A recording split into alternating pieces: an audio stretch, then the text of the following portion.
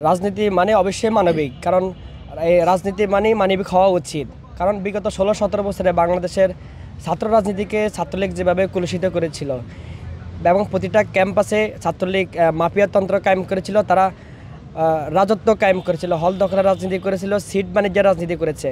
জাতীয়তাবাদী ছাত্রদল 5 আগস্টের গণ অভ্যুত্থানের পরে সেই রাজনীতিকে প্রত্যাখ্যান করে সাধারণ শিক্ষার্থীদেরকে নিয়ে প্রতিটা ক্যাম্পাসে এবং প্রতিটা পাড়া মহল্লা সামাজিক কাজগুলো করে যাচ্ছে।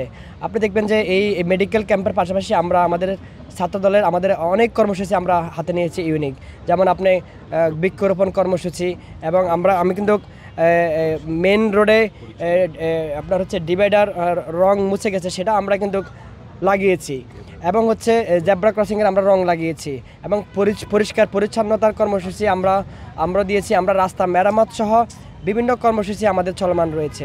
পদ্মা সেতু, মেট্রো রেল এবং এলিভেটেড এক্সপ্রেসওয়ে নির্মাণের গর্বিত অংশীদার বসুন্ধরা সিমেন্ট। আমরা চাই যে বিগত খুনি হাসিনার সময় ছাত্রলীগ যে অপকর্মগুলো করেছে, এই অপকর্মগুলো বাংলাদেশ জাতীয়তাবাদী ছাত্রদল কখনো করেনি এবং ভবিষ্যতেও করবে না।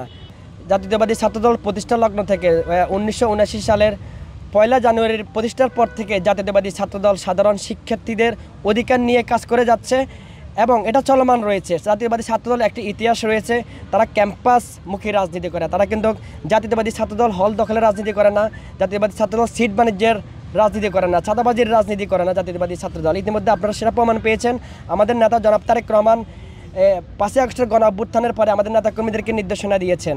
আপনি জানেন যে আমাদের জাতীয়তাবাদী ছাত্রদলের নেতাকর্মীদের বিরুদ্ধে নিষিদ্ধ সংগঠন ছাত্রলীগ এবং তৎকালীন পুলিশ যারা ছিল তারা কিন্তু আমাদের নেতাকর্মীদের উপর বিভিন্ন সময় হামলা করেছে, গ্রেপ্তার করেছে, এবং তাদের পরিবারের ব্যবসা বাণিজ্য ছিল, সেখানে গিয়েও তারা হামলা করেছে এবং ব্যবসা বাণিজ্য করতে দেয় না ঠিকমতো।